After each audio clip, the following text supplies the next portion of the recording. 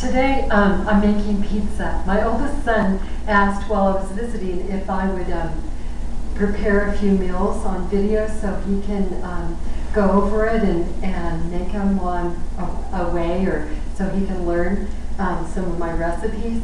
And I was thinking how so many people go out for pizza, or they buy pre-made crusts or pre-made dough.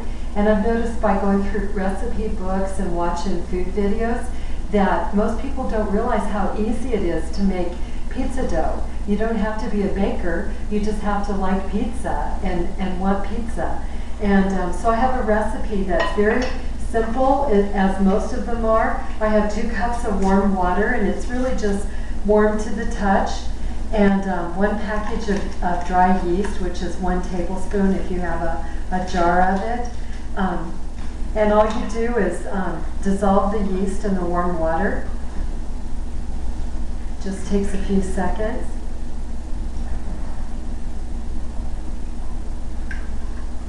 And then I have this prepared. It's just 1 teaspoon of salt and 1 tablespoon of sugar that you add to that. And you let it dissolve. Then I have some olive oil over here. And this recipe calls for 4 tablespoons. You notice I'm just using a regular stainless steel large spoon, and it doesn't have to be exact for pizza crust.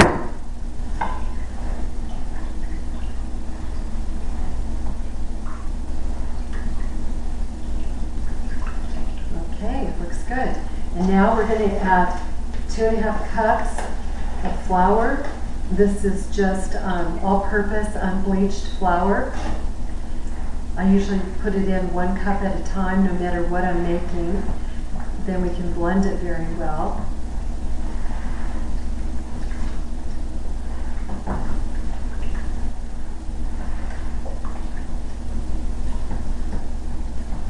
If you happen to have a stainless, like a KitchenAid mixer, you can put it in the KitchenAid mixer and let it blend, or a handheld mixer, or it doesn't really matter. You can just mix it.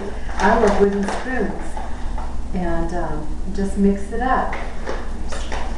2 cups. That'll be 2½ together here. What you want to do is you just want to add enough flour just so it's workable. So it starts pulling away from the sides of the bowl. You'll notice it's doing that now. Just blend all of this in.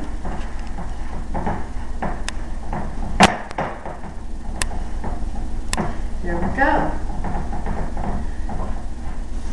Pizza crust.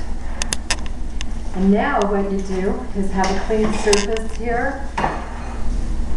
And you're going to put a little bit of ½ cup or so of flour out here and pour this, spoon this dough out.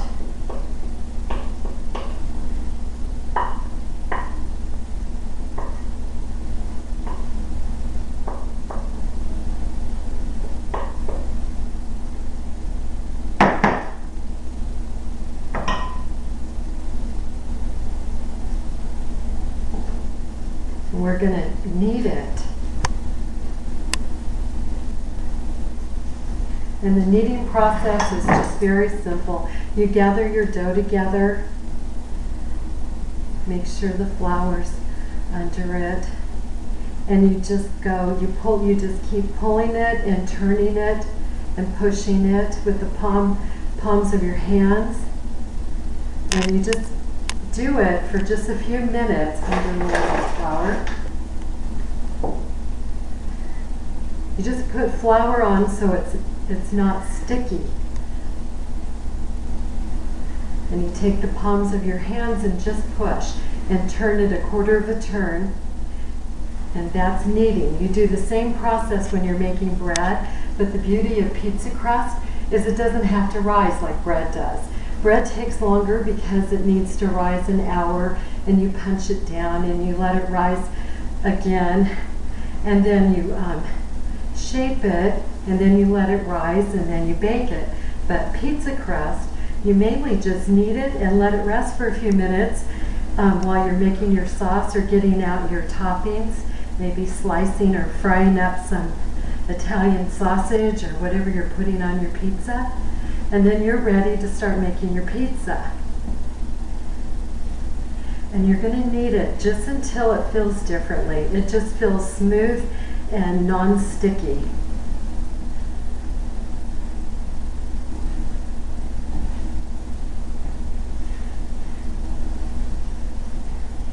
You want to just gather up that flour and keep it going on it so it's absorbing.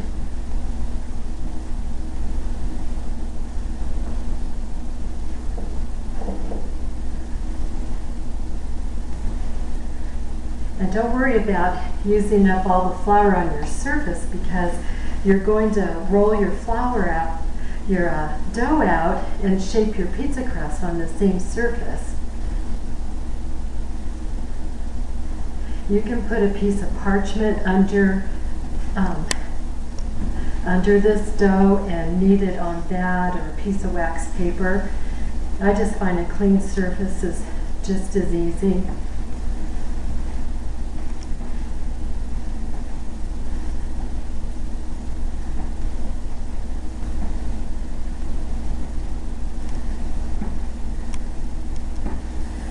Okay, that feels good.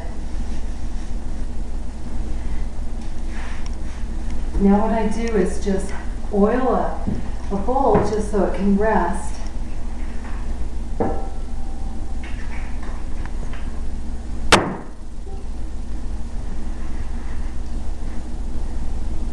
And I take and just like making bread, you put your dough down and let the top absorb a little oil, so that way it stays nice and moist. And put a clean dish towel over the top and just let it rest. Now we're going to put together our pizza sauce, which is just as simple.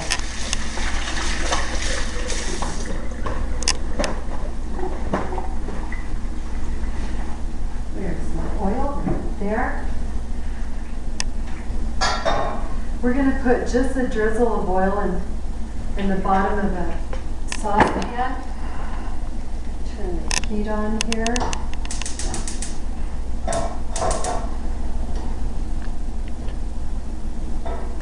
Turn it to medium. Okay, and then the first thing we're going to do is add a little bit of garlic.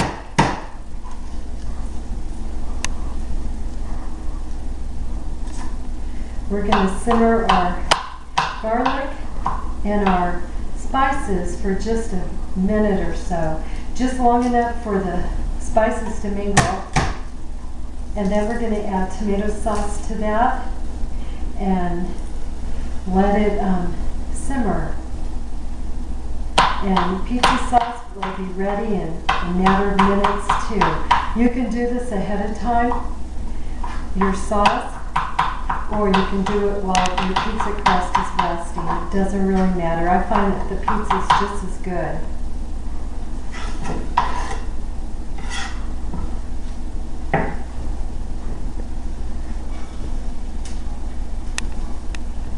Okay. All right, so we want to add some Italian seasoning. This is what we have. It's the combination. It's about a half a tablespoon. I put a little more. I found he had oregano here in his kitchen, so I'll add a little more, and of course some red pepper flakes, because I like my pizza sauce a little spicy, a little sweet. Okay, what we're doing is actually just warming the spices and the garlic and the oil, just so it starts releasing its flavor. Now I'll just go ahead and add some tomato sauce.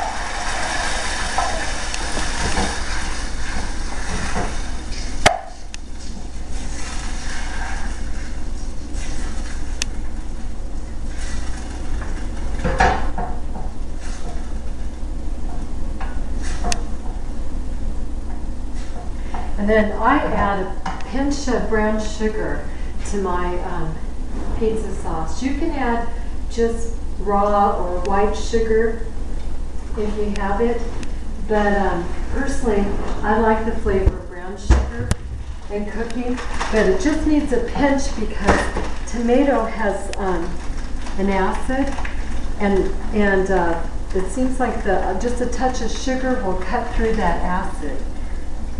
So I put just a pinch of it in my pizza sauce.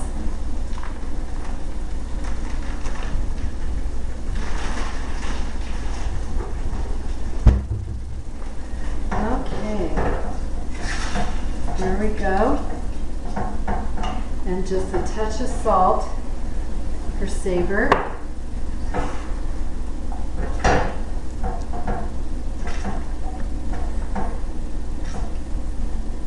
And when you're making your pizza, you can just add anything that you like.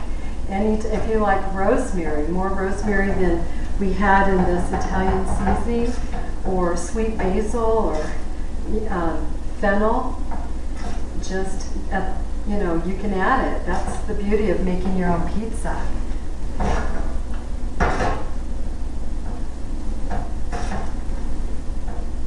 Okay, I'm going to turn this down to low and let it simmer while we shape the pizza crust and bake them. I'm going to turn the oven on to 400 degrees.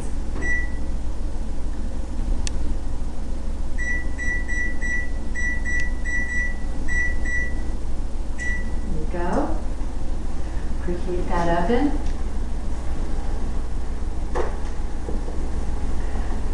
Right.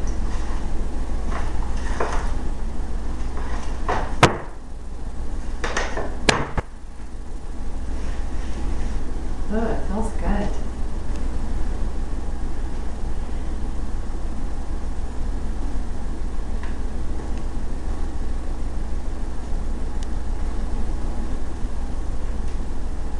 I'm going to make small pizzas, and that way Shane can put them in the freezer and have them for lunch if he wants to. Okay. Give this a little stir. This is good. All right.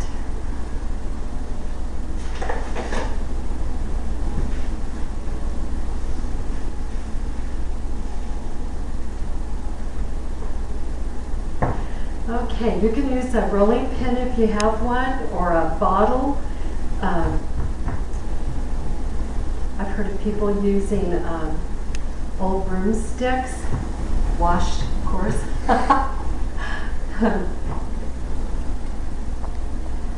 But I'm just going to do more free-formed pizzas. We'll see how round we can get it.